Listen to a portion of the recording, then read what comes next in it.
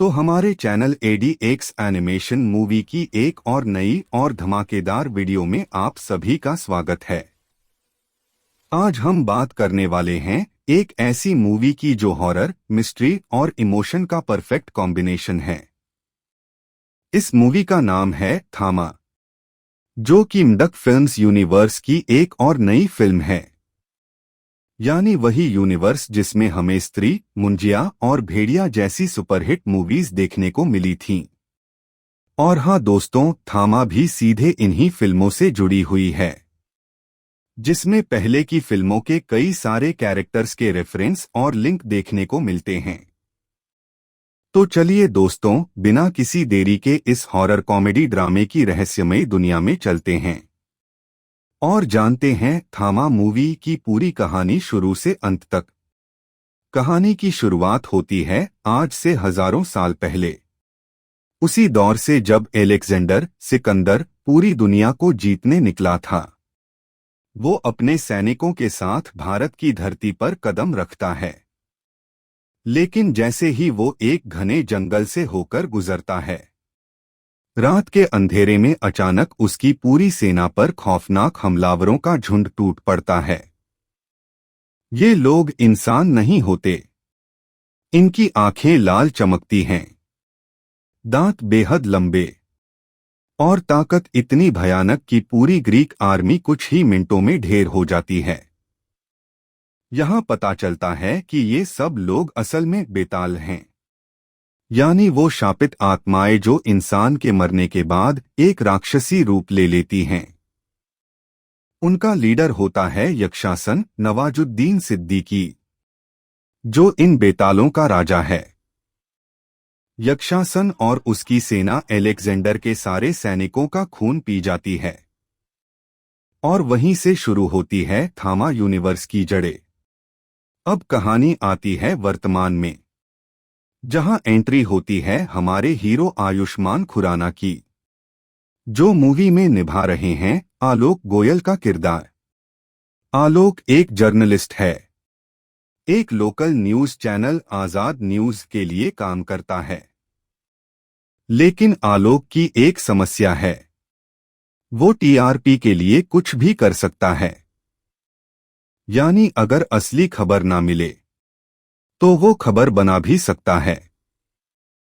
एक दिन वो कब्रिस्तान में 50 रुपए देकर एक आदमी को जिंदा लिटा देता है और लाइव रिपोर्टिंग करने लगता है कि यहां एक राक्षस मिला है।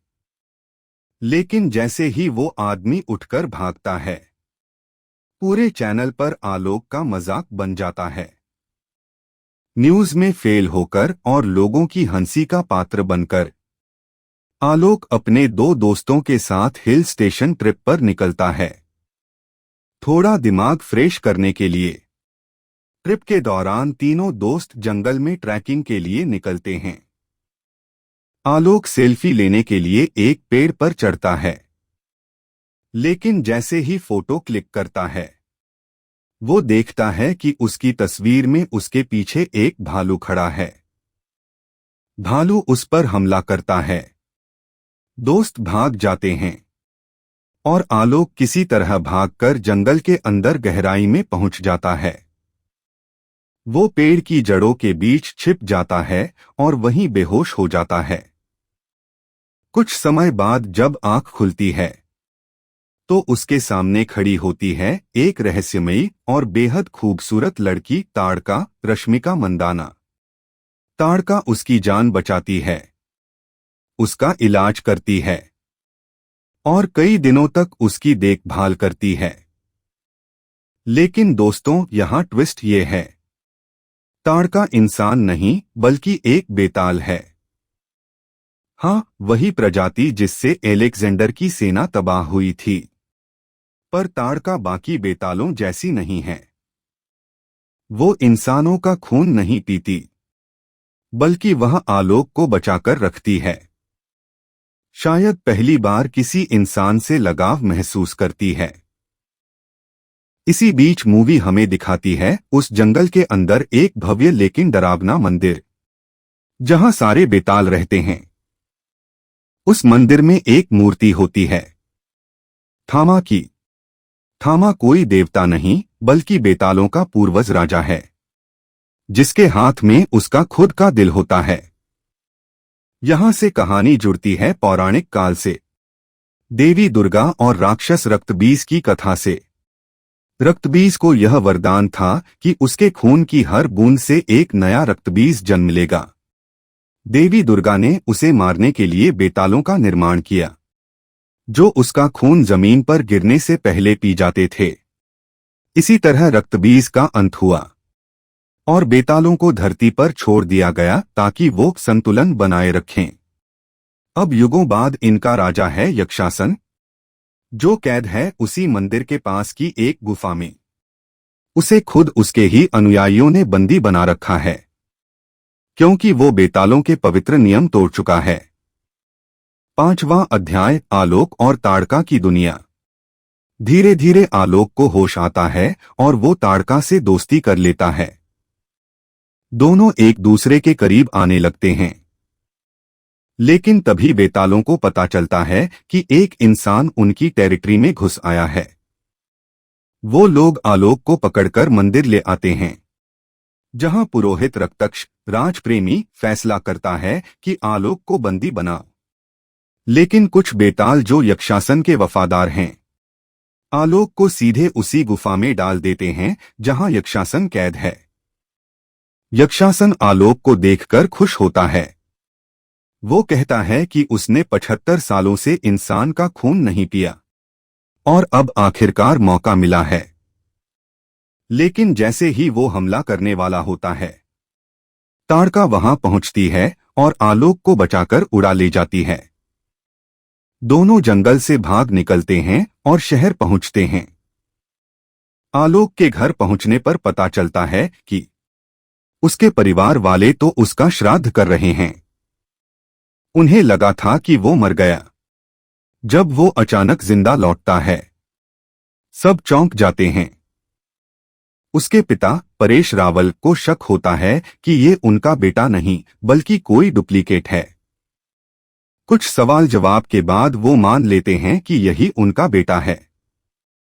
आलोक उन्हें बताता है कि जंगल में तारिका नाम की लड़की ने उसे बचाया था। वो ताड़का का नाम बदल देता है ताकि उसके माता पिता को शक ना हो। वो ताड़का को घर में रख लेता है। लेकिन घर में एक अजीब बात होती है। ताड़का कुछ भी नहीं खाती, ना रोटी ना चावल ना राजमा, क्योंकि वो तो खून पर जिंदा रहती है। रात में जब उसे भूख लगती है, वो एक कुत्ते का खून पीने की कोशिश करती है, पर आलोक देख लेता है और उसे रोक देता है। अगले दिन आलोक उसे शहर की जिंदगी दिखाने के लिए क्लब में ले जाता है। वहां ताड़का रेड वाइन को देखकर समझती है कि वो खून है। वो पी लेती है और नशे में डांस करने लगती है। कुछ लड़के उसके साथ बदतमीजी करते हैं और जब आलोक उन्हें रोकता है, वो उसे मारने लगते हैं। तभी ताड़का का असली रूप बाहर आता है। वो सबको धक्का मारकर दीवारों से उछाल देती है। उसकी आंखें लाल हो जाती हैं। वो उन लड़कों का खून पीने ही वाली होती है कि आलोक बीच में आ जाता है। वो खुद को रोक लेती है, पर सब कुछ बदल जाता है। इसी दौरान जंगल के बेताल ताड़का को ढूंढते ढूंढते शहर तक पहुंच चुके होते हैं, क्योंकि जब ताड़का ने जंगल की सीमा पार की थी तो उसने बेतालों का मुख्य नियम तोड़ दिया था। अब उनका मकसद है उसे वापस लाना या मार देना। ताड़का आलोक को सच बताती है। वो एक बेताल है और यक्षासन उनका राजा। वो बताती है कि बेताल पहले इंसानों को मारते थे ताकि संतुलन बना रहे, पर 1947 के दंगों में उन्होंने देखा कि इंसान खुद ही एक दूसरे को मार रहे हैं। तब से उन्होंने तय किया, अब किसी इंसान का खून नहीं पिएंगे। लेकिन यक्षासन ने इस नियम को तोड़ दिया। वो अब इंसानों को काटकर नए बेताल बना रहा है। उसका लक्ष्य है पूरी दुनिया को बेतालों में बदल देना। ताड़का के नियम तोड़ने के बाद वो शर्त सक्रिय हो जाती है जो यक्षासन ने सालों पहले रखी थी कि अगर कोई दूसरा बेताल नियम तोड़ेगा तो वो आजाद हो जाएगा। 9वां अध्याय, यक्षासन की वापसी और अंतिम युद्ध। अब यक्षासन आजाद हो जाता है। वो अपनी सेना के साथ शहर पर हमला करता है। उसका लक्ष्य है ताड़का और आलोक दोनों को पकड़ना, क्योंकि आलोक ही वो इंसान है जिसने उसके साम्राज्य को चुनौती दी है। तो दोस्तों, ये थी थामा मूवी की पूरी कहानी। अगर आपको ये वीडियो पसंद आई हो तो वीडियो को लाइक, कमेंट और ADX एनिमेशन मूवी को सब्सक्राइब करना मत भूलना। कमेंट्स में जरूर लिखना थामा, क्योंकि आप सभी के लाइक्स और कमेंट्स ही हमें मोटिवेशन देते हैं ऐसी ही मजेदार मूवी एक्सप्लेन वीडियो लाने के लिए।